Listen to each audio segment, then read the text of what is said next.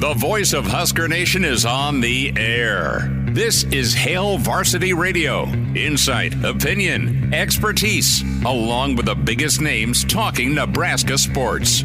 Join in with the show at 402-489-1240 or 1-800-825-5865. Now, here are your hosts, Chris Schmidt and Elijah Herbel.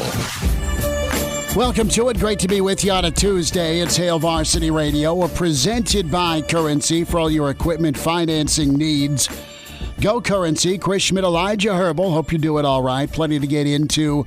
A lot of Matt Rhule we did not get to yesterday. A lot of phone calls from you. Thanks for that interaction. Also, Nebraska players spent time with the media, and that message is, well, trust in a word. 489-1240, 489-1240, the number to get in. You can dial us up, 800-825-5865 across the state. Can watch the show and communicate with us on the stream, Hail Varsity YouTube channel, or the Hail Varsity Radio Twitter feed at HVarsity Radio. Can find Elijah on Twitter at Herbalescence. Can find me, Chris Schmidt, at Schmidt_radio. So, do you have a family member that owns a bar? Do you own a bar? We're not asking for advertising. Not yet. We're asking just, the life, right? You have someone who has a restaurant or a bar. It is a passion. It is stress. It is absolute hard work, but it's rewarding because it's yours, right? Well, the house, as they say, always wins. And I think of this bar last night in Milwaukee, and this was a story going into summertime. So you look back, it's Jack's American Pub.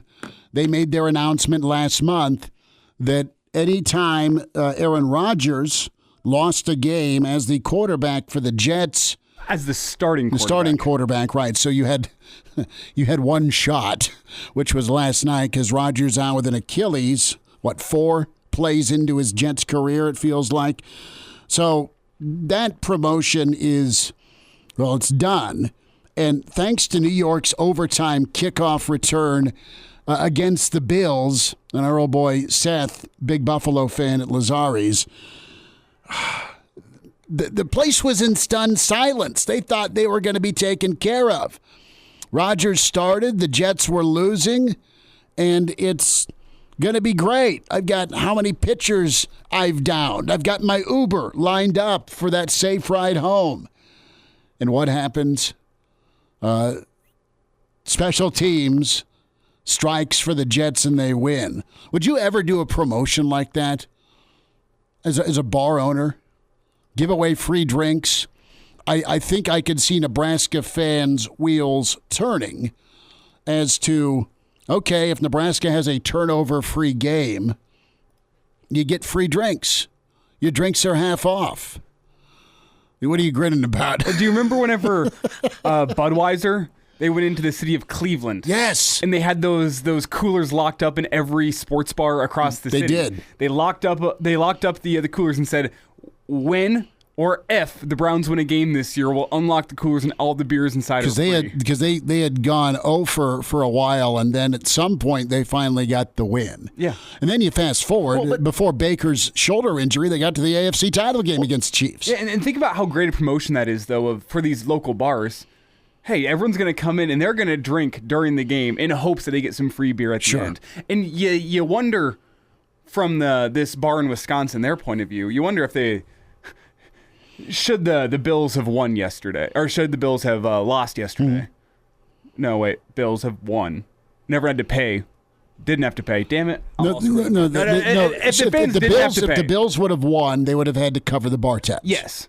And you wonder how much that would have been, because I don't know what the food situation's like at this bar. How do you cover that? I think it's bar tab, right? Because that bar is packed. It was pretty full. Yeah, you had patrons open the tab at least 15 minutes before kickoff. Doesn't cover food. But all drinks are on the house if the former Packers Stars team ends up losing. So you had disgruntled Green Bay fan cheering when Rodgers went down because he had technically got the start. You had former or anti-Rodgers fans cheering because, Buffalo had a chance to win that ball game. It was the opener. And anything goes in overtime, but here comes Gibson with the Superman cape and probably a thank you card from the good folks at Jack's with that return. And you had CBS 58 on the scene there. And you've seen moments in sports where fan bases are stunned. The still photography that I look at and just marvel at, a couple of shots from Michael Jordan, where MJ hits the winner against Cleveland in '89. And then Jordan also hits his fare thee well shot against Utah against Byron Russell. And the shot on one of the sports books I got for Christmas has Jordan at the free throw line after the crossover or push-off, depending if you're talking to a Utah fan, where he's elevating, he's following through, and there's just stunned no. You can read it across every Utah Jazz forehead. Oh, no. Oh, no. And the shot's not even down, but they know it's done. And you had that moment last night at a Milwaukee bar, the moment the punt return scores, and they realize they got to pay their bar tab. In a lot of ways, that moment captured by CBS's Milwaukee affiliate is the feeling you're carrying over with Nebraska through 2 games, right? You have the way you lost against Minnesota in the final 3 minutes, and while it wasn't the end of the game against Colorado, it was a final 4:20 in that first half where it absolutely got flipped. And how about that for irony? No, I know. The first score of the game came at 4:20 in Colorado. Yeah. I still can't get over that. No, it's apropos. You as a Husker fan should have sat back and gone, "Oh, Colorado got their first score with 4 minutes and 20 seconds left. That's got to be a bad omen." Yep, it's an awfully bad omen. Between that and the deflected catch there by Edwards, it wasn't going to be your day. But a lot of symmetry between Packer fan last night drinking they thought for free, and then Husker fan that after 2 games you need a free drink from somebody because of how the season's gone. And, we've talked to enough Nebraska fans here over the last 2 weeks that not many have separated 2 games through 7 years. And that's just it. You have a new sheriff, you have a new mantra, you have a new mindset, and you have a new philosophy that's a lot like Nick Saban's, where you talk about trusting the process. And I want to get into that for a moment, the trust part of things. Okay, you have on one hand, what don't you trust? What do you trust? Here's what I trust so far about Nebraska football in the Rhule era. One, I think he's done a really good job. You look at some of the high school talent he's brought in, right? Cam Lenhart, Prince Will have done nice. I've trusted the development and the strength and conditioning. Is it fair to say and see that Nash Hutmacher and Ty Robinson look and play a little differently? I trust Dvorak at linebacker, another assistant he brought in, where you see a guy like Gabor, and Luke Reimer's always been pretty talented, but even Nick Henrich looks, to me, quicker and twitchier since he's been on the field. And I know he was dinged up a little, but he looked more explosive to me. And then you see a guy like Bullock also that's flying around. And then you got Cooper in the secondary. I know I'm not crossed over to the offensive side of the football yet, but I'm starting with what I trust so far. And it's easy to say I trust the defense. And if the defense gets any help, they can continue to be as good and get better as the season goes on. I love watching that secondary. Man, Hartzog and Singleton, and of course, what they are able to do and fly to the football. I like that 3 safety. Omar's been good. It's fun to watch this defense. What's not fun is watching this defense, expecting them, not even expecting, but it's been necessary through 2 games for them to be damn near perfect. They haven't been. They've not been perfect. They've gotten gouged a couple of times by a good offense last week and by a really good catch on fourth and do or die by Jackson that is what's left them paying the bar tab, keeping the theme here with the Milwaukee and Green Bay fans having to end up paying their bar tab last night. Well, it's as you say, it's the defense paying the bar tab, but it's the offense running it up. They are. And it's not one of those open bar, it's a great wedding, or it's a graduation, or it's a retirement. No. It's your buddy you go out with that has always dated the same crazy, and his heart broke, and now guess what? He lost his wallet or forgot his wallet. That's what you're going through a little bit here as a Nebraska fan. It's the offense lost their wallet, and you as the defense, you're being a good guy. Hey man, I got you. I got you this time. I know you've been going through it, and then you're looking over at the guy. It's the same story 6 weeks later. Man, she's great. Looking. But the problem is the offense is over there ordering doubles. They're ordering those premium drinks. Like, I need me a Red Bull and vodka and give me the goose. They're going top shelf. Yeah. And it leaves you stuck with a big old tab the other night whenever you were thinking they were going to be ordering those $3 Busch Lights. And then he's calling you 2 weeks later, dude, she dumped me again. We need to go out. I need to talk. All right, amigo, let's get it going.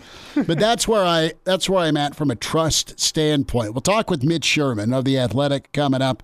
I want to get into the offense a little bit in hour two. Dr. Rob Zatechka, his podcast, Doc Talk, is great. Him and Travis Justice.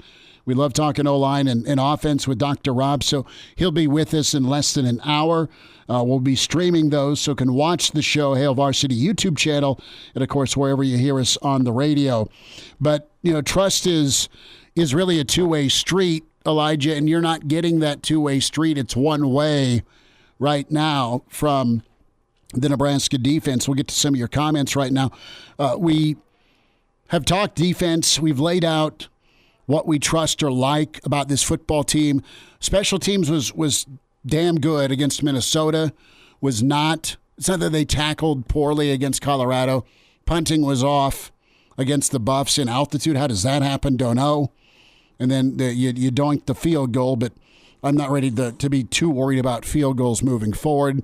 You'll adjust, presumably.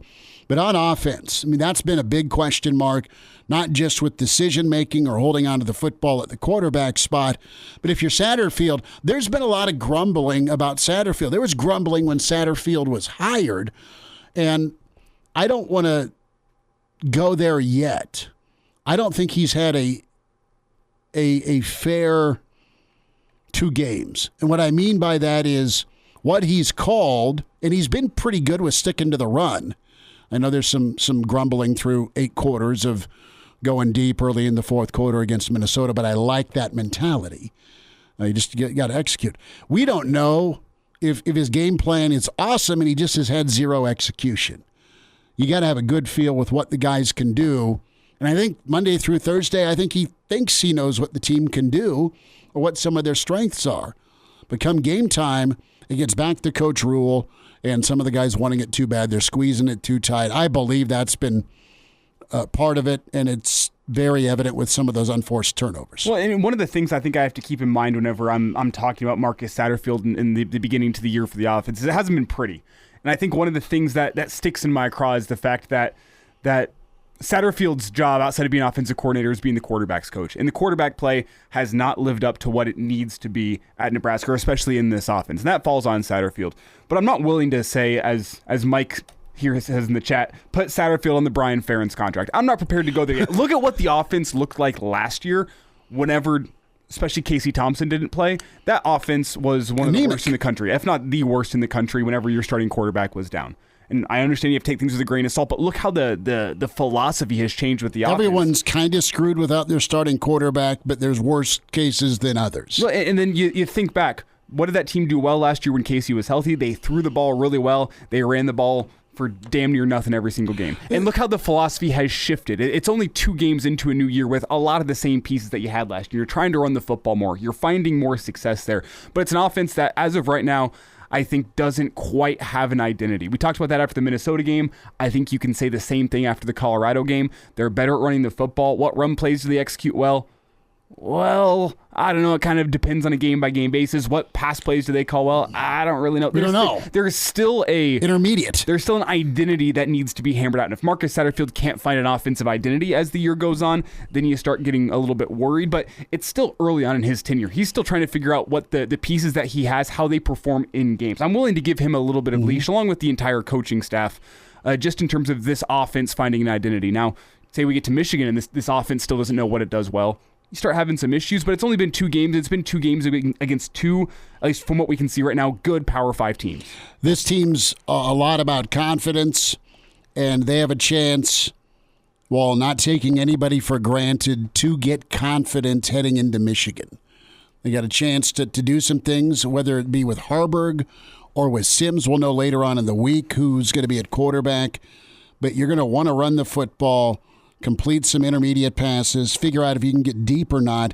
Brian is someone buy Brian a drink because he's a Nebraska and a Jets fan. And as he says in the stream, I have come to expect 0 nice things anymore. The return must have been a misappropriation of goodwill from a saint somewhere. Brian, God love you. Try being a Broncos fan, huh? Yeah, at least you got Peyton there, though. Well, at least the Jets got a win week 1 in an exciting fashion. 1-0, and A-Rod is just on a 1-year deal. Try getting beat by 50 on Christmas Day. Mitch Sherman enlightens us next. Hail Varsity continues. We're presented by Currency. And now, back to Hail Varsity Radio.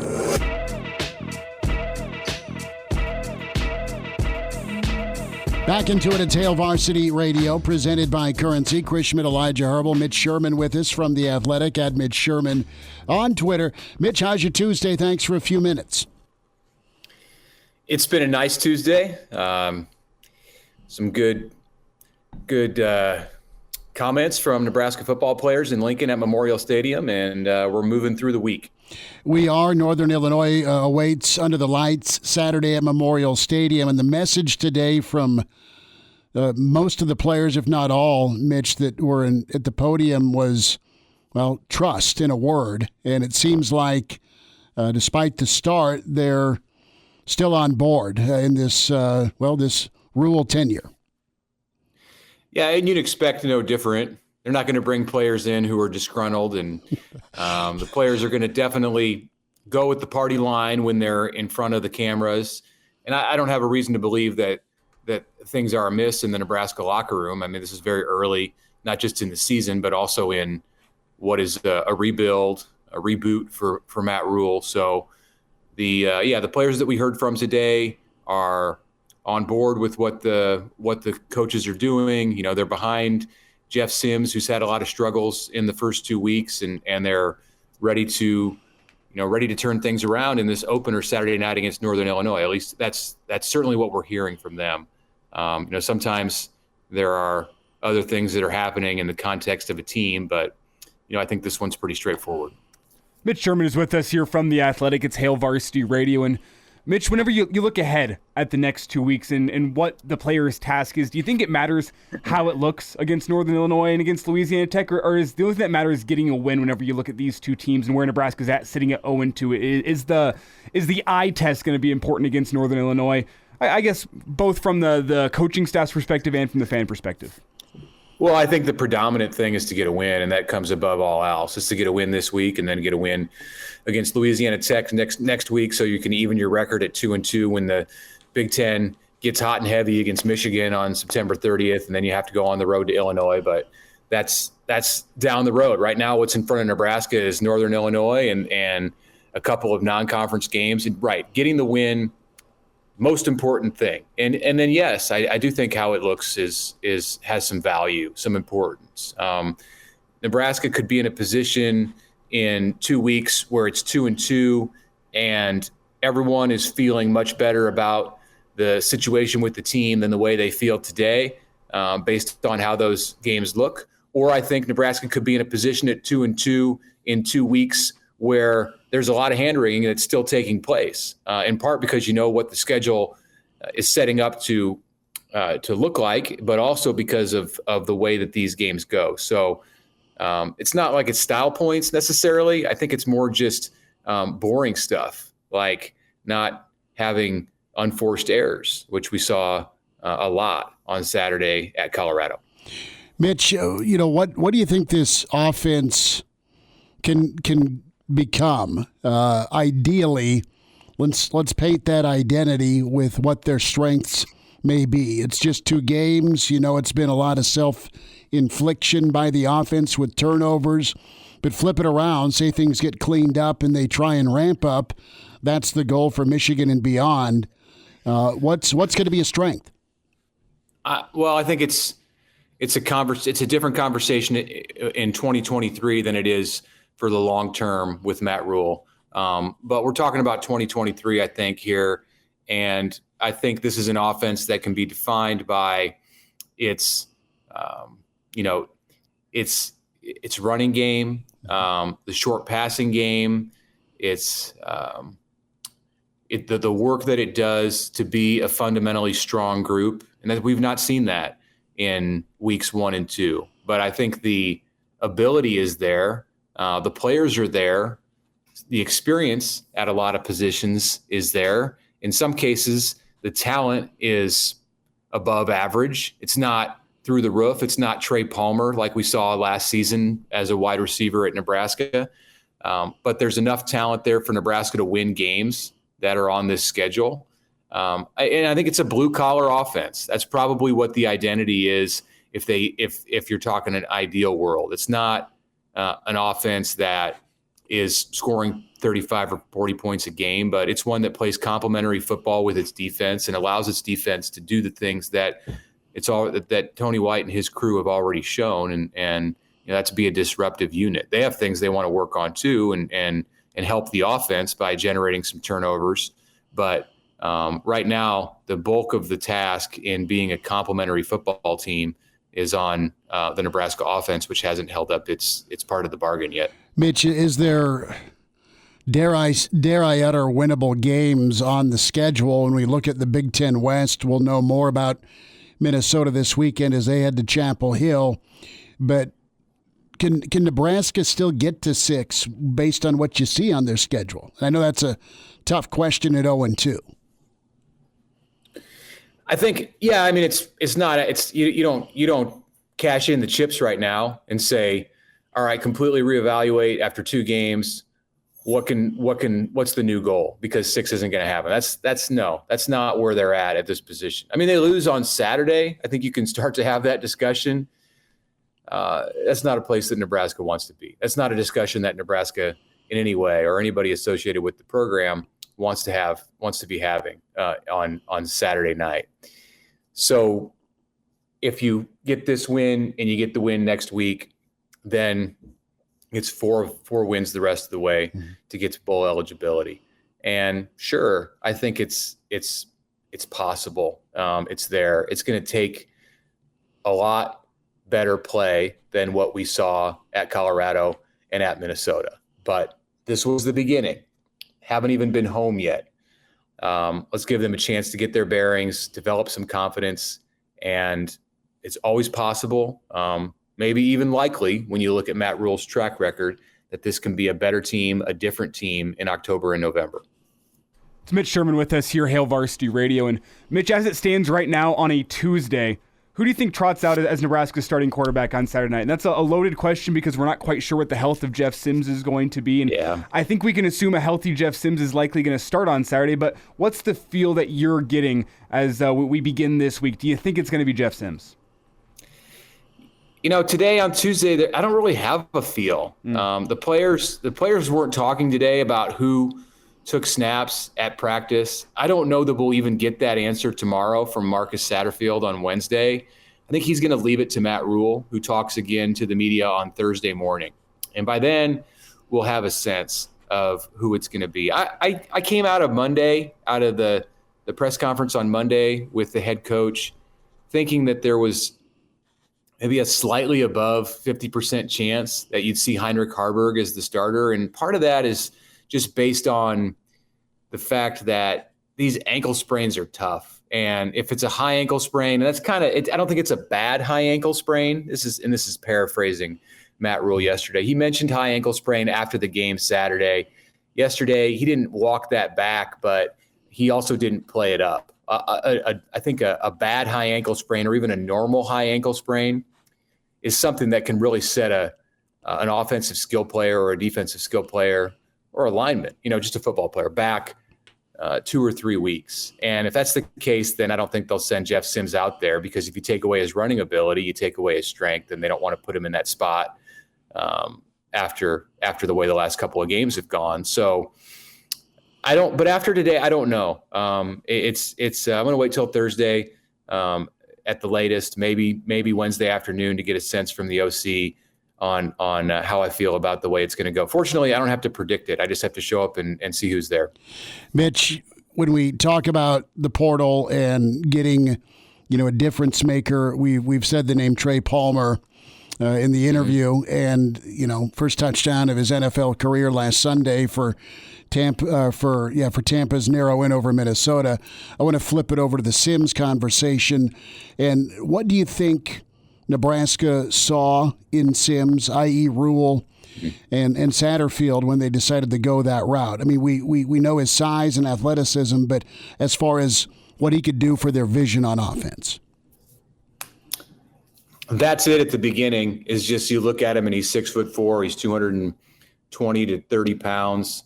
He's got a big arm, unrefined, his arm, but it's a big arm. And I think that they looked at it and they said, this is something that we can work with. These are tools for us to work with. And right now, they didn't know what they had to work with. There's been a lot of revisionist talk about Casey Thompson this week, but you remember when Matt Rhule and Marcus Satterfield got their feet on the ground at Nebraska last winter, and the transfer portal was open and you had to make decisions quick. They didn't know not only about Casey Thompson's health, they didn't know about his status on the team and if he would choose to come back for another season. So they had to act. You can't blame them for acting and looking in the portal. Now, if it doesn't work out with Jeff Sims this year, or if it continues at this rate, then you can blame them for the choice that they've made. But it's it was a matter of one, they had a little bit of familiarity because Jeff Collins is a guy that Matt Rhule trusted and they had coached together. And Jeff Collins at Georgia Tech coached Jeff Sims. And Rhule had watched him play because he watched Collins' games. And he had heard from Collins, who believed that Jeff Sims could be somebody that helped Nebraska. So if you get an opportunity to take an athlete who's got a lot of tools and your coaches who believe in your ability to develop talent, then that's a good place to start. I think they were looking at the positives and not so much at the negatives, which were Sims' injury history, and we've now seen that crop up, and also his propensity for turnovers, which 6 of them through 2 games is not where you want to be. Mitch, do you get the feel that Nebraska thinks they have the quarterback of the future in Daniel Kalen in that 2024 recruiting class, or do you think Nebraska, there's been a lot of smoke about Anthony Rizak and how he's performed this senior year in the past couple of weeks. Do you think Nebraska hedges their bets and goes after a guy like Rizak, or maybe another quarterback somewhere else in the country? I don't think Nebraska's going to right now, right here today. And I know Anthony Rizak, a quarterback at Omaha West Side, which is just bursting with talent, and there's Power 5 prospects all over the field, and not only that, there's a couple of guys from Omaha West Side who are getting playing time as true freshmen at Nebraska this year, and Jalen Lloyd and the kicker Tristan Alvano. So it's not a place where you want to burn bridges if you're the Nebraska program. And Nebraska's invited Anthony Rizak to come to Memorial Stadium on Saturday night. He's looking for his first Power 5 offer. And I don't know as a quarterback that it's going to come from Nebraska. Maybe it will. They're looking at him and they want to bring him in. So I think they're interested in something with him. It could be as a preferred walk-on. It could be to bring him in as an athlete.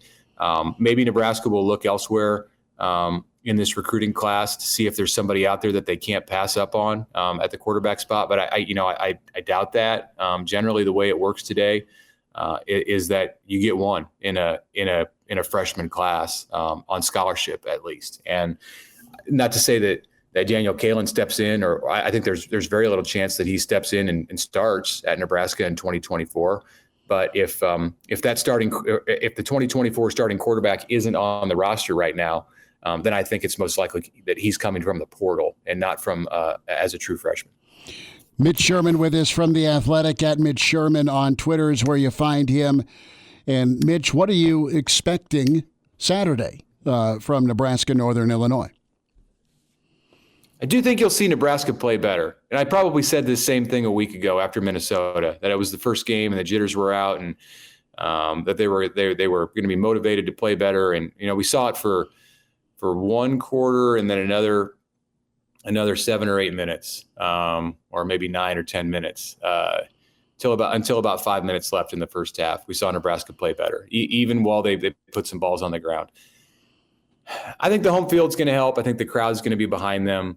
I know the crowd's going to be behind them. I think they'll feel good about the task in front of them. Playing at night at Memorial Stadium is a fun atmosphere. I think they'll have some energy. They won't have to worry about crowd noise, which was somewhat surprisingly an issue for Nebraska last week at Colorado. But it's going to be on the other side this week. Nebraska's crowd should help it. So I think you'll see them play better and more clean football. And I do think you'll see a Nebraska victory. I would imagine at times it's still going to look a little disjointed, but overall, I think people are going to see a better product. Defensively, are you surprised, and we'll get you out on this, just how well the defense has performed?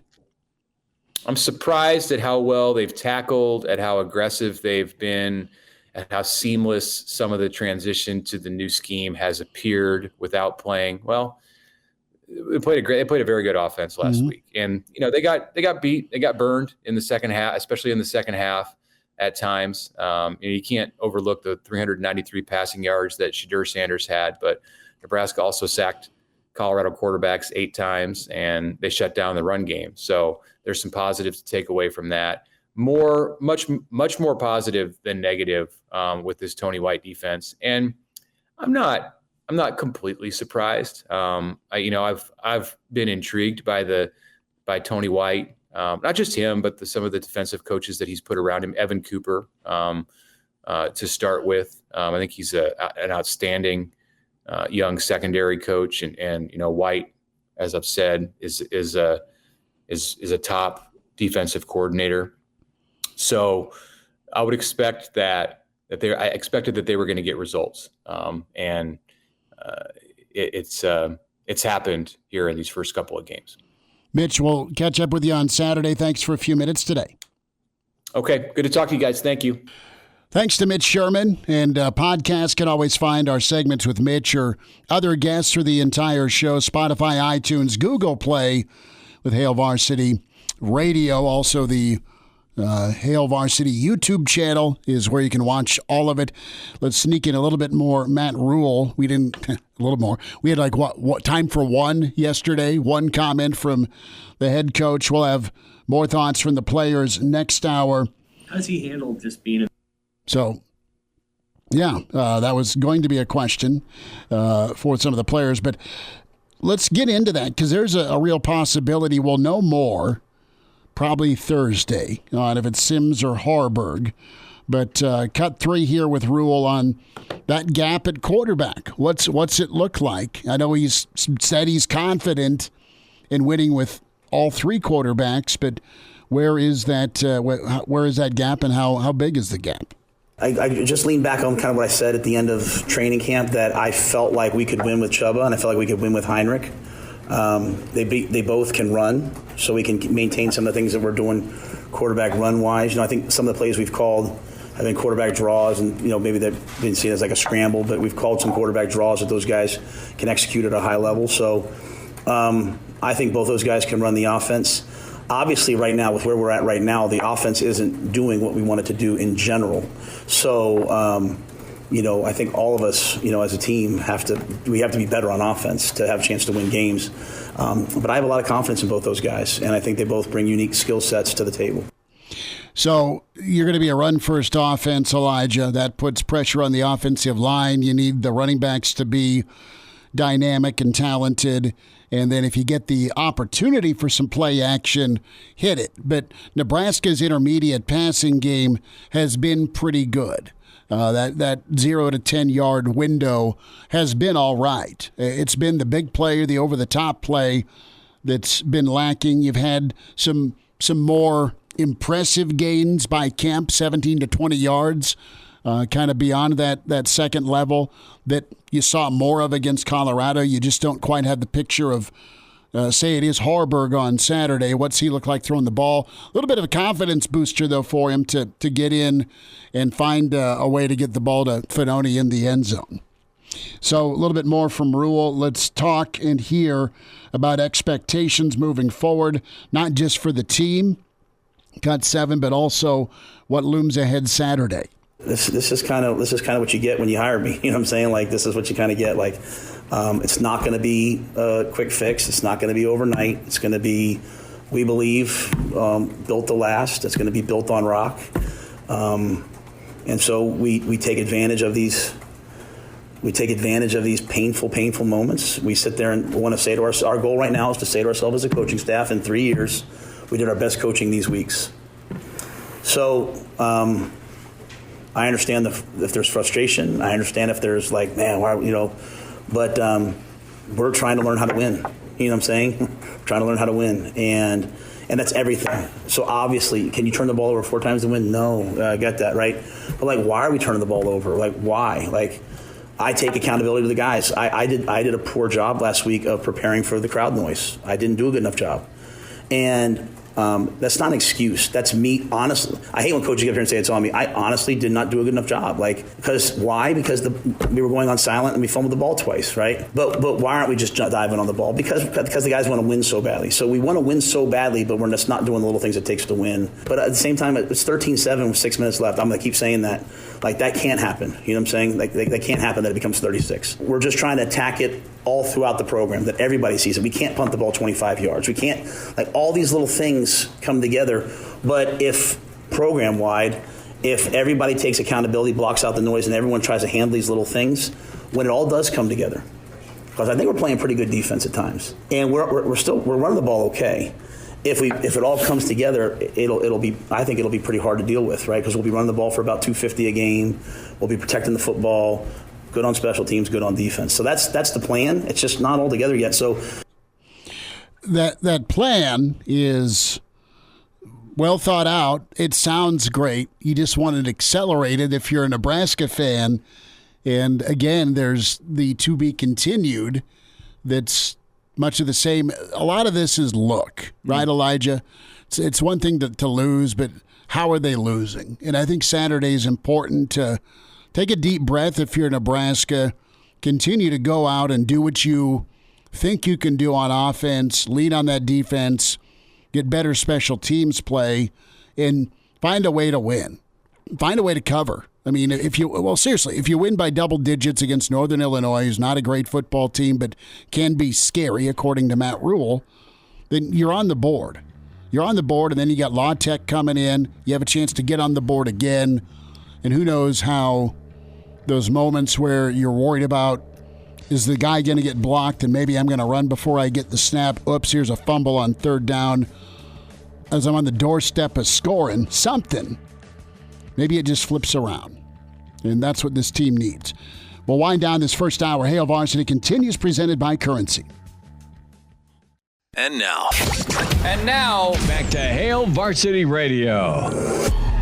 Thanks for hanging out. It's Hail Varsity Radio on a Tuesday, presented by Currency. Chris Schmidt, Elijah Herbel, YouTube channel, Hail Varsity YouTube, the Twitter feed with Hail Varsity Radio at HVarsity Radio. Can watch the show both ways. Reminder about your friends at Dyer Law. Personal injury. If you've had an accident, been hurt, you can trust on the team at Dyer Law to provide you with the helping hand you need, no matter what you're dealing with. Call Dyer Law today at 402-393-7529 or visit dyer.law to chat with a trusted professional about your personal injury claim.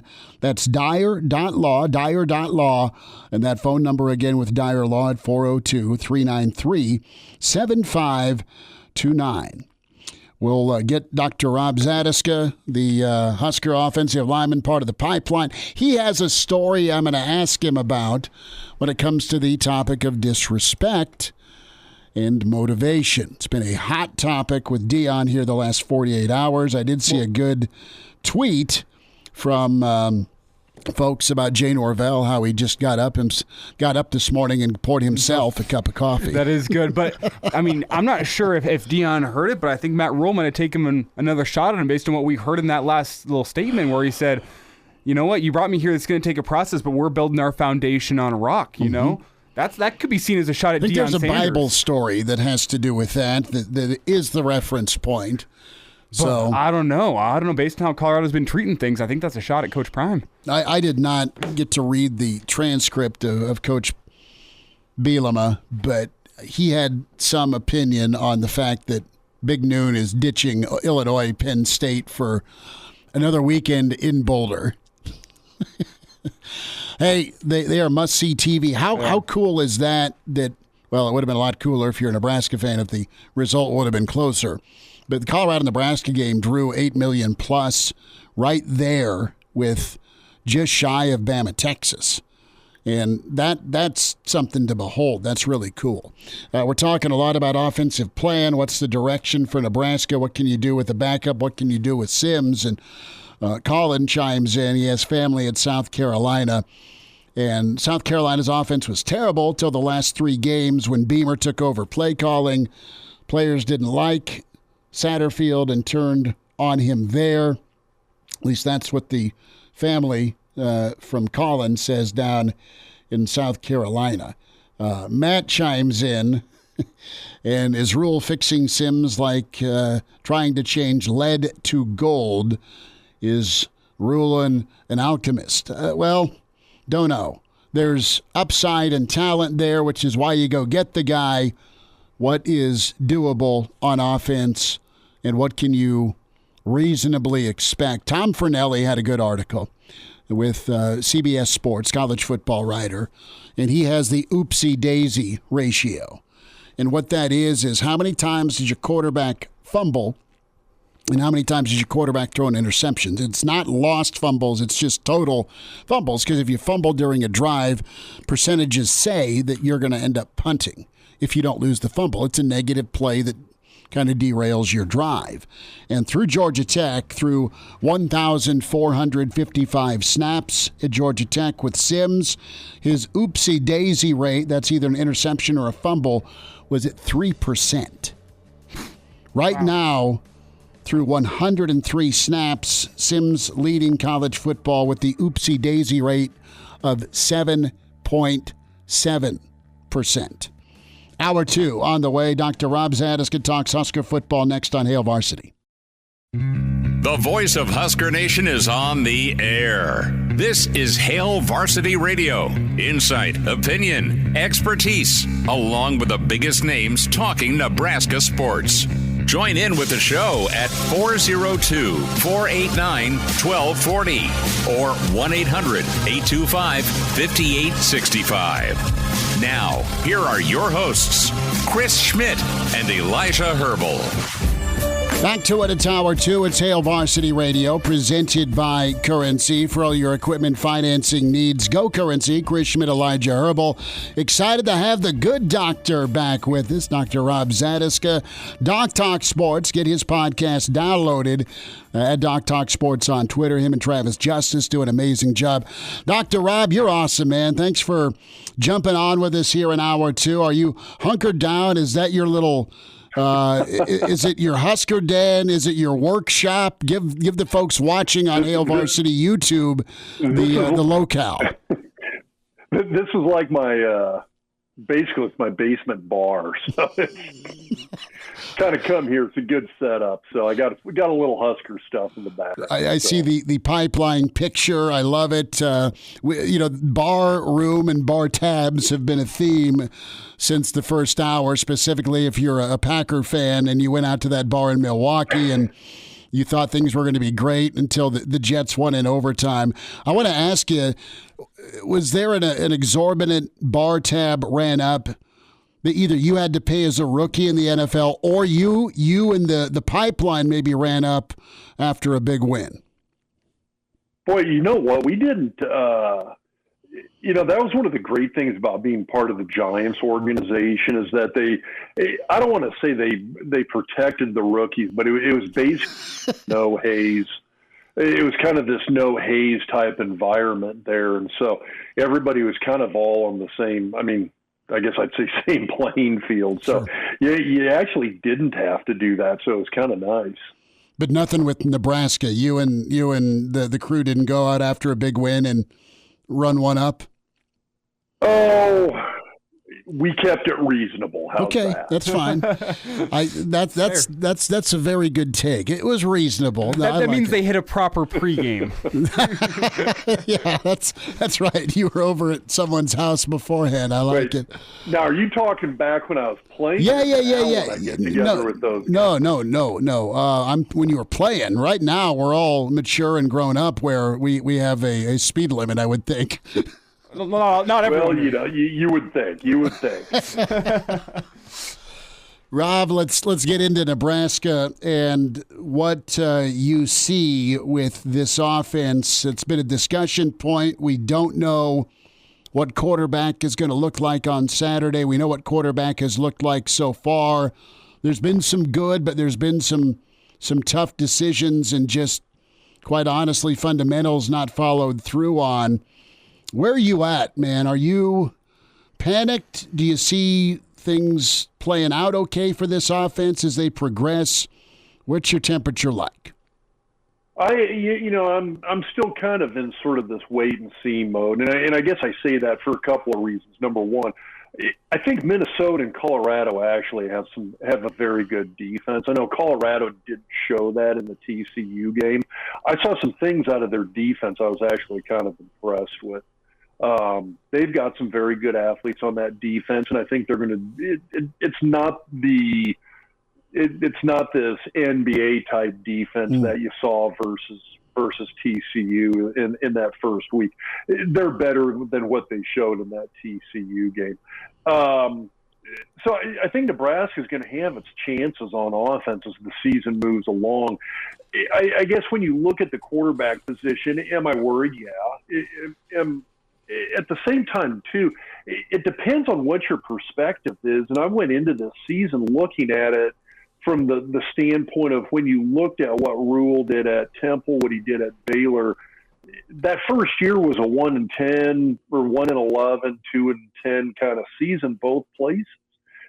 He had bad first years both places, and there's a lot of things that play into that. And it's easy to put all of the blame on Sims, and he does shoulder a lot of that blame. Don't get me wrong here. The turnovers have been just disastrous for Nebraska.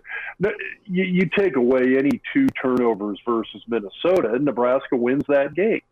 And we're sitting at the 1-1 we thought. Let me rephrase. I shouldn't say what we thought we'd be at. We'd be sitting at the 1-1. I think most Nebraska fans hoped we would be at this point, as opposed to 0-2. Now, that being said, I've seen some good things out of Sims. When he does get the ball off quickly, when he doesn't have to go through a progression, when he's not under pressure, he makes good throws. His ball's that ball's accurate. He's getting it on the mark. He's got a very powerful arm. The guy can sling it. The problem gets into any time you ask him to run through reads, run through progressions, and maybe have to thread the needle a little bit on a pass. That's where things get really dicey. The other thing is that he does bring – the guy's a potent runner. The guy can run the ball, and I don't know if I've seen a quarterback run that well since maybe Jamal Lawrence. Sure. So he's a guy that can definitely cause some damage from that standpoint. They just got to tell him he needs to pull the trigger and take off more often. If it's a pass that looks like he's going to have to move past that first read, if that first guy's not open, take off, get a couple of yards, live to fight another day. The turnovers have been too damaging at this point to let him take that risk anymore in my book. The other option is give Harburg a shot, give Chubb a shot. But I'd say let's put Harburg in there and just, can he at least be a game manager? Mm-hmm. I think Harburg can run the ball. I've seen flashes of that where he's looked really good before. Let's give him a shot. Let's see what he can do. he's not going to be as good a runner as Sims, and that's probably why Sims has been the starter thus far. But if you can at least be a more effective game manager, let's see if you can't do that for a game. It's Dr. Rob Zatechka with us here on Hail Varsity Radio. And Dr. Rob, with all that in mind, what is your concern level for this offense moving forward, the final 10 games of this season? And I think you have to put it in perspective. The expectations coming into the year were a bowl game, 6 wins. And with that in mind, what is your concern with what you've seen from the offensive side of the ball through 2 games? Okay, again, I mean, let's be clear here. The hope was 6 wins in a bowl game.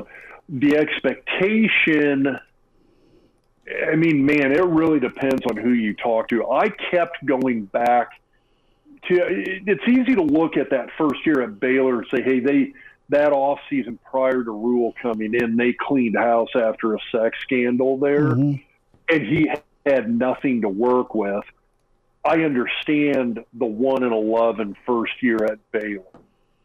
But if you go back and if you go back and look at Temple, it's not like Temple was coming off of this wholesale house cleaning of a program like Baylor was. And he had a pretty atrocious first year at Baylor too, and he's bringing in a bunch of young guys. It's a developmental thing. It's a new system. You don't necessarily have all of that buy-in yet. You don't necessarily have that whole system in place. And so to sit here and look at it and say, oh, my God, we thought we were getting 6 wins, let's hit the panic button. My panic button is going to get hit game 4, game 5, game 6 next year if we're 0-4, 0-5, 0-6. That's where I hit the panic button and go, okay, now I'm starting to worry about Matt Rhule. Is this a guy that's going to be able to turn this around at all? It's been every place he's been outside of the NFL, that first year has been pretty bad. And so I had a lot of expectations myself tempered by that. My expectations for the offense, my hope would be is that they can get whoever is at quarterback to move into a little bit of that game manager role. That even if it's 3rd down and you think the game's on the line, sometimes you just got to take it and like take a knee and maybe hope Alvano can drill a field goal, or you go for it on 4th down. You've got to be able to not hit that panic button on 2nd or 3rd down and try to force it and risk that turnover. That can't be a risk those quarterbacks take anymore. My hope is that they can get to that point. Rob Zatechka is with us here, Hail Varsity Radio. Of course, Rob Zatechka and Travis Justice, the Doc Talk podcast at Doc Talk Sports is where you find him on Twitter. So, Dr. Rob, offensive line here, got some mixed reviews on the line. Nebraska's ran the ball okay. The turnovers, again, is the story. You've mentioned some of the pressures. Give me a grade through 2 games on the O-line, and what do you think their ceiling could be? What could they grade out as? That may be Teddy coming back at some point at left tackle, maybe looking at that left side of the line. What do you see? What do you think so far? I'm kind of feeling like a C grade right now. I mean, it's been very okay. Bright spot, I think, has been Ben Scott at center. I think he's actually been a pretty steady presence there at the center position. And so that was nice to see, especially when you got a guy who's come in and hasn't played with these guys before. I said this all off season. A lot of this is going to hinge on having a healthy Teddy Prohaska at left tackle. He changes the whole dynamic of that line, because all of a sudden you got somebody who can lock down that left side of the line, can take on some very good pass rushers, and you can put a chip guy somewhere else. The running back can be looking over there to go help out Benhart. You can put a tight end over by Benhart. All of a sudden, you don't necessarily need an extra guy helping Corcoran out there at left tackle. And so that changes a lot. I mean, for this offensive line, in my opinion, to get a higher grade, you got to have Teddy in there. Otherwise, there's just some built-in deficiencies I'm not sure they're going to be able to overcome. And I don't say that in the sense of kind of dogging on Donnie as a coach. I say that more just in terms of the guys we have to work with. Corcoran's I think he's at best an offensive guard. He's not a left tackle. Ben Hart I will say this, Ben Hart's improved a lot. On occasion, he still lets guys get into his chest. He still gives up that bull rush. And that's something he's going to have to overcome. There's some technique things I'm seeing from Newelly and Ethan Piper. And those are things that I think just when it comes, especially with pass blocking, we're just going to have to be kind of I hope that comes with time as they get a couple more weeks into the season here and get a little bit more confidence under their belt. The run blocking's been reasonable. It hasn't been great, but it's been reasonable, and that's something that I hope they continue to improve upon. What about the run blocking from the tight ends? That's something that Schmidt and I were discussing up in the press box on Saturday. That it seems like it's been hit or miss so far this year. They either planted him or got blown up in the backfield. Yeah, and again, that's something that I think the getting blown up in the backfield thing, I think a lot of that is almost sort of a timing thing with the offense, where you're trying to time some of these blocks as you're coming off the line, as you're looking at what the defense is throwing at you in terms of some of these guys that are coming up to try and make these plays. It has been hit or miss. I'm not sure. I know which plays you guys are talking about, where you talk about where these guys get blown up in the backfield. And I'm not sure I put all the blame on the tight ends in that one. Some of it I worry is a little bit of a play design thing that you're seeing some plays that just take a while to develop. Again, some of these defenses, you got to know that, hey, some of these defenses, you're not going to have the time to allow these plays to develop in the backfield. You got to hit a lot quicker with them. And if it's some of these tosses, some of these power plays, these option-type plays, you're going to have to get rid of the ball a lot quicker, get it into the running back's hands. And you can't have some of these more traditional plays where the running back's getting the ball 5 to 7 yards deep in the backfield, because at that point somebody from the defense is going to be across the line of scrimmage and is going to blow it up. So I think you need a little bit. There needs to be some adjustment to the play calling. There needs to be adjustment to the play design. Just because if you've got some of these plays that are a little slower developing, if you're playing against a team that has good speed like Colorado, if you're playing against a team that has a solid defense like Minnesota, those plays aren't going to work. Dr. Rob Zatechka is with us, Hail Varsity Radio, Doc Talk Sports. Dr. Rob, I got to talk Colorado with you on the other side. A couple more minutes. We're up against a hard break. Do you have time? Can you crack a beer behind you and wait out this commercial with us? I'm grabbing a workout after this. I'm sticking with straight water. Water. I love the water call. Or vodka. That's right. It's clear. It's clear is what he's telling you. So a couple more minutes with Dr. Rob Zatechka with us here on Hail Varsity Radio. Dr. Rob, a little quick timeout. Get a quick bench in 3 minutes. One of those circuit things, right? I hear. And we'll have a couple more thoughts from Dr. Rob. Hail Varsity with you on a Tuesday. You can always watch the show and catch us on the Hail Varsity YouTube channel, Spotify, iTunes, Google Play for the podcast. More with Dr. Rob Zatechka next. And now, back to Hail Varsity Radio. Back with you, Hail Varsity, presented by Currency. Chris Schmidt, Elijah Herbel, Dr. Rob Zatechka with us here. Husker, great part of the pipeline. He is delaying a workout to spend a couple more minutes with us in segment 2. Dr. Rob is in his Husker den by his Husker bar. If you're watching the show, the Hail Varsity YouTube channel, he has that pipeline picture behind his left shoulder. Where'd you guys shoot that photo shot, or that photo shoot? Where was it? Oh, my gosh.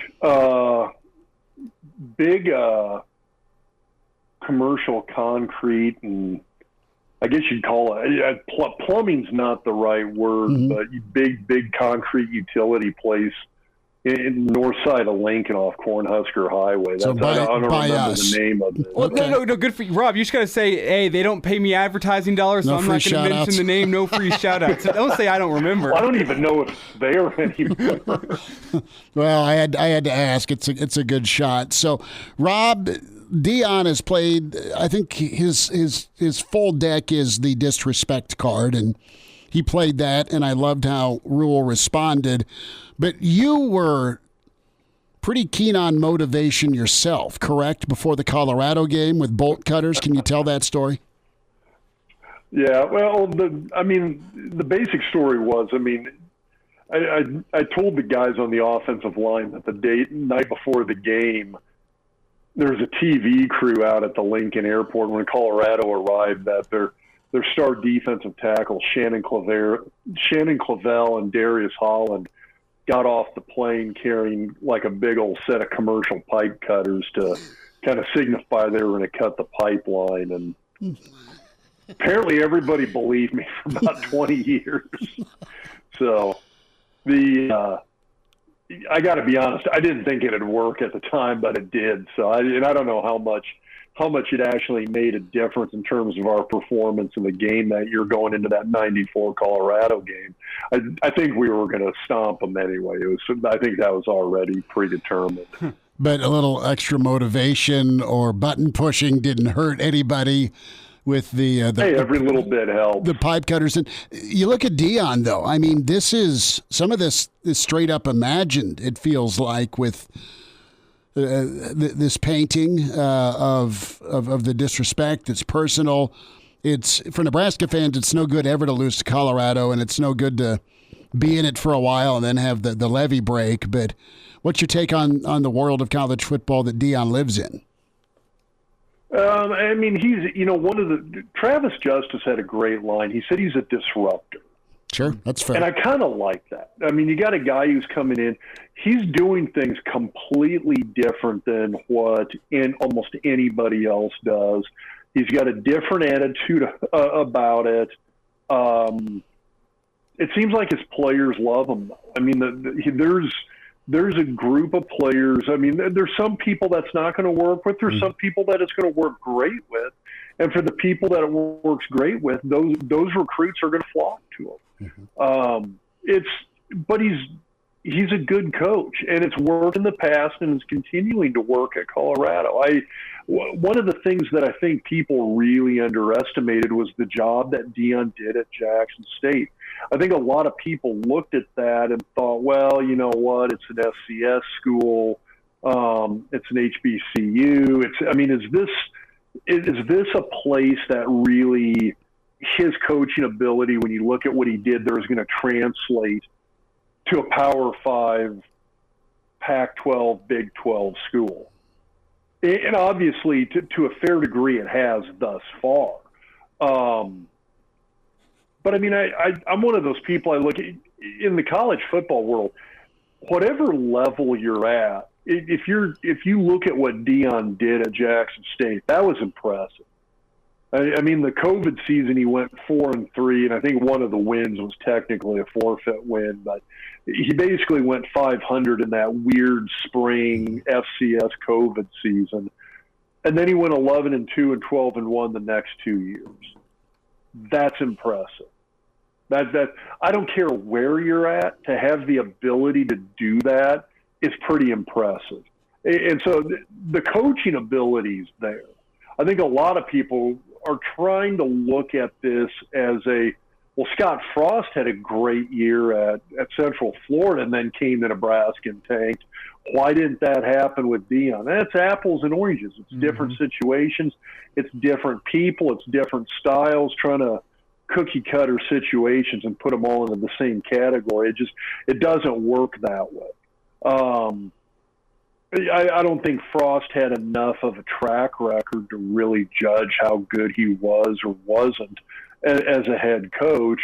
I think Deion had a little bit of a track record, and what he did at Jackson State and then following that up the following year was very impressive. Now, am I also saying that Deion's going to go 10-2, 11-2, 12-1, whatever at Colorado this year? No. And I think Nebraska exposed some things. I'd like to think Nebraska has a really good defense, but for the better part of 2.5 quarters, Nebraska's defense completely shut down Colorado's offense. What is it? They're leading the nation in sacks, and they sacked Shadur 5 times in that game? Eight total, 8 sacks, 11 TFLs. So Tony White's been incredible. Yeah. It's been a fun defense to watch. Yeah, I mean, that's an impressive performance. Now, here's the other thing. Are you telling me that Nebraska's defense is truly that good? And I tell you, well, I think they're pretty good. I don't think they're top 5 defense in the nation. Now, if the season ends and Nebraska's defense ends up being a top 5 national defense, great, and I'll eat those words. I don't think they are. I think they're vastly improved. I think they're well coached, and I think they're playing very good football right now. But I think part of the thing is they exposed some things with Colorado's offense that other teams are going to start to exploit. And that's something that I think with Nebraska's defense, you can look at the final score. Mid-third quarter on, they're living on the field. The offense has the turnovers. Those guys aren't getting a break. They're having to play cleanup. Sooner or later, you get gassed. I mean, the one thing with Nebraska's defense, it doesn't have a huge amount of experienced depth right now. It's got some depth, but it's not good, seasoned, experienced depth. And if you get in the situation that defense was in versus Colorado in the kind of mid-third quarter going into the fourth quarter, at some point those guys are getting gassed and you run out of steam. And so I don't really blame them for the final score. But again, you can't tell me that Colorado is going to be this 11-1 season when Nebraska's defense did to them for the better part of the game what they did in fact do. Dr. Rob, will get you out on this Saturday. How you feeling? You think Nebraska bounces back, or you got some fear there for Northern Illinois? No, I think Nebraska bounces back. This isn't the Northern Illinois team we saw a couple of years ago that opened the season going down to Georgia Tech and knocking off Georgia Tech in Atlanta, and then winning that MAC title. I mean, it's this team's a little depleted. I mean, God bless him, Rocky Lombardi's not going to. He's not a game changer at quarterback. I mean, we saw that at Michigan State. This is a team they've had some losses to graduation in the NFL here over the last couple of seasons, and they had the win over Boston College. Boston College is horrible this year. That is not a good football team. You got beat by who was it? Southern Illinois. The rivalry game. Yeah, I'm going back to the old the whole Missouri Valley with Creighton here, but that's one of those things where it's like, man, you're losing to Southern Illinois. That's a tough loss for Northern Illinois to take. So I don't think this is the same Northern Illinois team that came into Lincoln and knocked off Nebraska when Mike Riley was the coach a few years back. It's a little bit of a different animal. And I have seen enough good things out of Nebraska on defense especially, but I've seen enough good things on offense. I think Nebraska's offense is good enough. I mean, I hate the coulda, woulda, shoulda. They should have beat Minnesota. And that was with this offense. They can beat Northern Illinois with this offense. Yeah, and Dr. Rob, if you remember back to that game against Northern Illinois, Nebraska had the ball first drive of the game, 2nd and 3 from the 3-yard line, and what is it? It's Tanner Lee pick 6. I don't think Nebraska throws the ball in that situation this time around, but I guess place we'll will find out. revolt if they're throwing on 2nd and goal from the 3. But Dr. Rob, saying Nebraska does get it done on Saturday, I asked this question to Mitch last hour. I want to get your thoughts on this as well. Does it matter how it looks for Nebraska in a win to go build some confidence and get some things going, or is the win the only thing that matters? I mean, I'd like it to not be like the win Nebraska had last year against North Dakota. Granted, North Dakota is a really good FCS program, but you'd hope it doesn't look like that. It doesn't have to look amazing. It doesn't have to be a 49-10 blowout. But you want the win to at least be solid. You want to see some things that you can build on. You want to see Jeff Sims go into a little bit of this game manager mode where, hey, he can either chuck it into triple coverage or he can just run it for 1 or 2 yards and let the punt team take over after that. That's a viable option, and that's one that he's going to have to get it into his head as something he's going to have to do here. Dr. Rob, go get the workout in. You're awesome. This was fun to chat for a couple of segments. Rob Zatechka, Husker Hall of Famer, part of the pipeline, Doc Talk Sports, his podcast. Thanks again. We'll bump into you soon. How's that sound? Absolutely. You guys have a great rest of the evening. Appreciate you. There he is. Dr. Rob Zatechka, part of the Husker pipeline from his bar down in the Zatechka household. God love him. That was fun to get his perspective and take, not only on the O-line, but just where Nebraska's at. We'll hear from some of the players today. Coming up next segment, more of your comments. A lot of you chiming in here on the stream. And one thing I just realized, as I saw him go, we forgot to ask him what beer he's going to be drinking for Husker volleyball tonight. I think he'll probably he's a Fairy Nectar guy. Yeah, of course. He's absolutely a Fairy Nectar guy.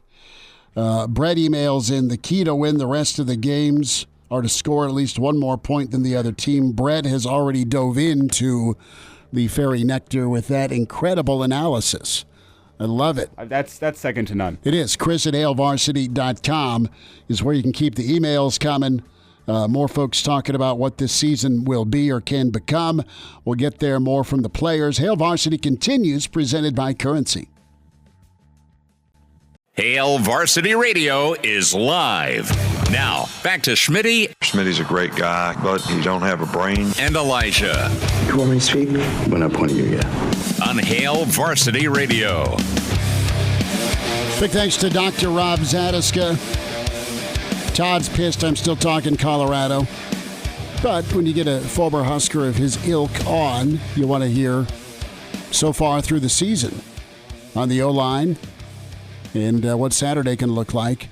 Todd's not happy as well. I'm paraphrasing the email because I struggle reading, and I struggle reading his emails.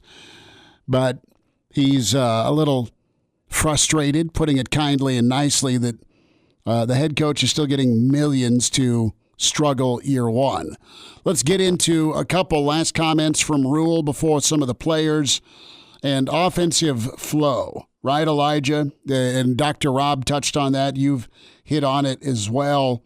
Just the development size of where things go offensively and how it takes a while for things to get downhill. It's slow developing, and that's something to look at. Does Nebraska try and go a little bit more tempo and not Colorado tempo? But you know what? I think Nebraska could do some things out of that pistol in the zone read game. Find some way to get rhythm. But here is Coach Rhule from yesterday, Flow on Offense Part 1, as that's going to be key for Nebraska to do way more than they've been doing offensively and help that defense out.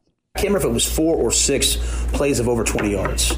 Now, one happened at the end, but still, we're going to play, I think when I look at it, okay, because we're just not in sync offensively. And I 100% blame myself because we're really good on defense and we're really chaotic on defense. And I think if I would have planned this out better in my brain, I think our offense just never quite gotten rhythm in camp because they're always kind of reacting to the blitz. I mean, we had 8 sacks and could have had 12 or 13 versus a really good offense.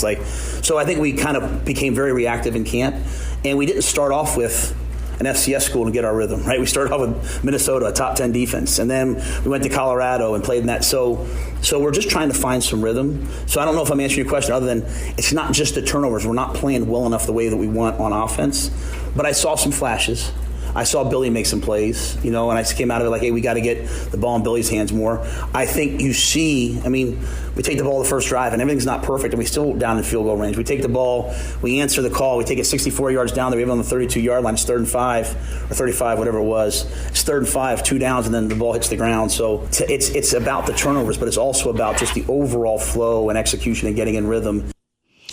Last thought from Rhule on that, getting in rhythm offensively, that'll be key. And Elijah, you've touched on it before, but you absolutely get out of rhythm and you get tight,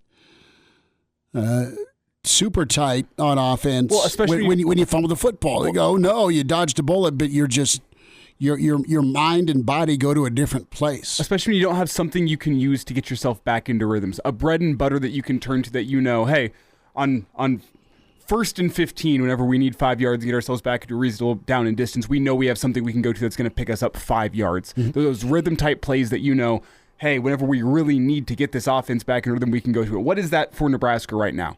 I mean, you could argue the same thing that Nebraska didn't have that last year. They haven't had it since, I don't know. When's the last? Probably a mirror. Okay? I think that first year under Frost with the Zigbo, you had some rushing concepts, especially whenever you had the threat of the quarterback kind of the press to the outside and then bust it up. Yeah. You had that play you could turn to that as the year went on kind of became your bread and butter that you could turn to. Against Minnesota, they ran that. Against Illinois, against Wisconsin that year, you started getting into that rhythm. That's probably the last time I think you can go back to that Nebraska had that bread and butter type offensive play that, hey, whenever things are going wrong, we just know we can execute this play. It's what we do better than anything else. The bread and butter the last 5 years has been the quarterback draw. I'm not kidding. True. I mean, that's what's worked well.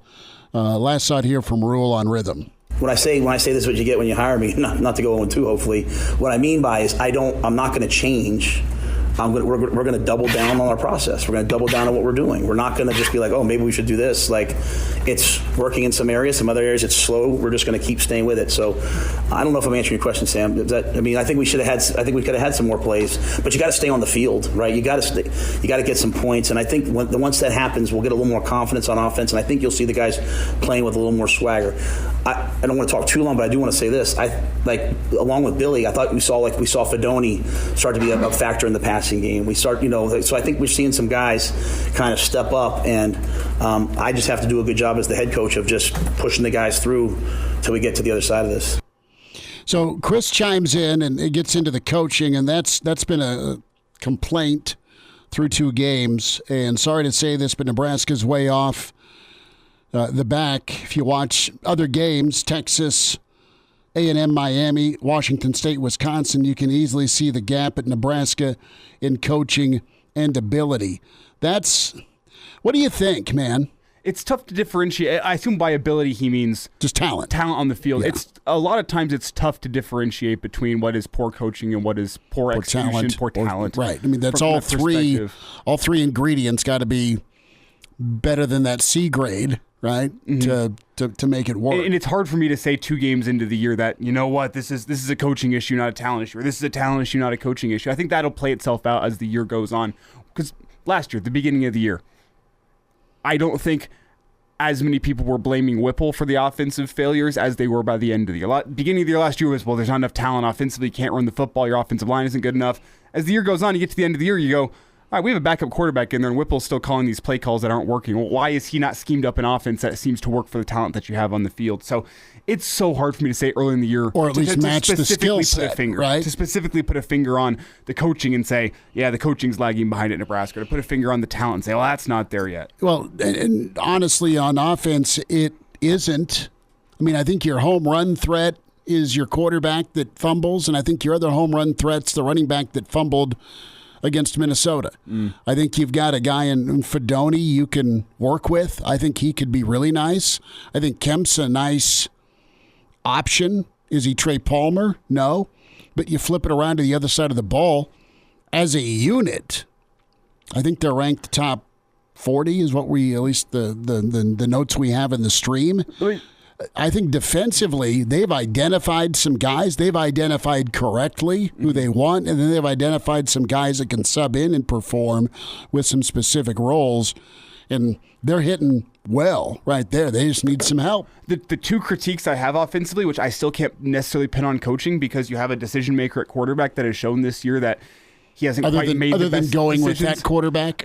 I don't think you have a guy in Fedoni that's a matchup nightmare at tight end that I don't think has gotten the targets that you'd like to get from him. And then who's the guy that you think getting the ball in space to is probably the most dangerous in the offense this year? I'm gonna phrase it to you open-ended. Guy in space you want to get the ball to because he can make something happen with the ball in his hands.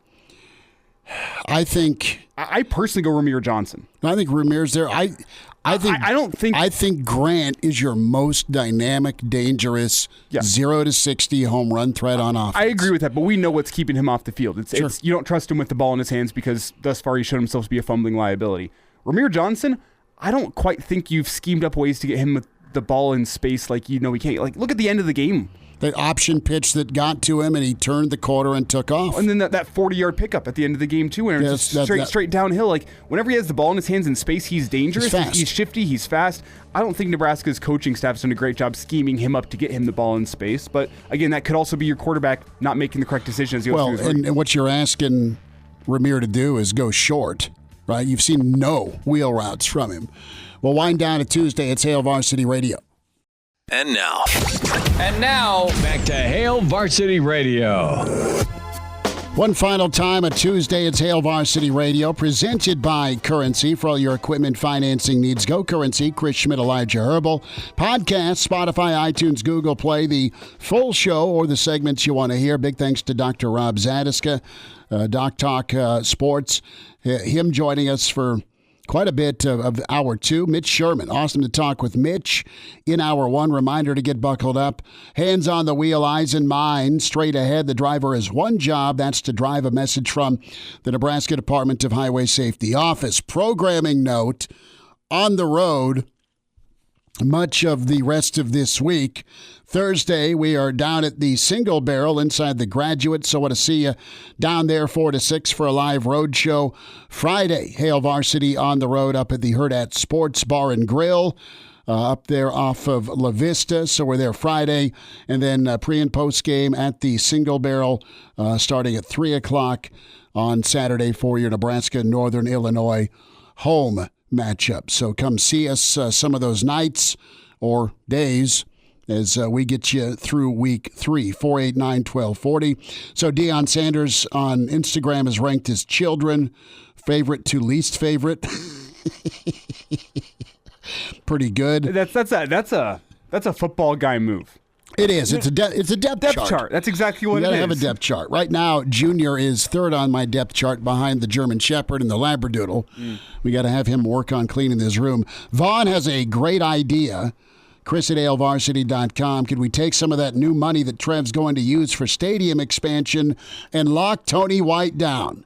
Teams will be coming after him after this season, maybe even as head coach. Steve says this season so far, Nebraska's not started the year like the top shelf Woodford Reserve or any other top shelf whiskey. They've gone straight for the Fred Sanford route, the vintage Ripple. And God love you, Steve, with the Ripple. Nebraska has some options. They just need to get it in focus offensively. We'll hear from Coach Satterfield tomorrow. Anxious for that conversation and just to see where things are at. Some of the things he talked about, Kemp and Fedoni, happened. At least they were targeted more last game, Elijah. Just don't know what the quarterback situation looks like. Yeah, and the thing about that bottom shelf whiskey to start the year is it's not top shelf. You're not going to be drinking it neat. But, hey, if you need a lot of squirt with it. Yeah, if you as a coach or as a drinker, sour. The person creating the drink, you can make some adjustments. You can make some additions to that whiskey, whether it be a good mixer, what have you. Just a lot of ice, water it down a little bit, whatever you want to do. You can at least make it drinkable and get the job done. Like is it going to be as enjoyable going down as, say, Woodford Reserve or whatever top-of-the-line whiskey? Definitely not. No, but you can at least make it drinkable, and it still is going to get you there. Nebraska needs their version of Vic in Denver to bring them some Templeton rye. That's what needs to happen. David says it's a rebuild, but people don't want to hear it. You got 55 freshmen, 11 seniors, 71 who never played a down yet for Nebraska before the season started. Some of your freshmen have been really, really talented. Well, Lenhart was fun to watch, and he was able to explain a little bit about his mindset coming in from IMG. And how many of the guys that are on the field right now are the guys that were here over the past couple of seasons? At least half your offense, at least half your defense. I'm not going to have time to quickly do the math in my head, but I think it's 8 guys offensively, and I think it's 8 defensively as well. So you've got some holdover. You've got a lot of pieces, though, that haven't quite done enough to see the field just yet. Talk to you at 4. Thanks for spending time with Hail Varsity, presented by Currency.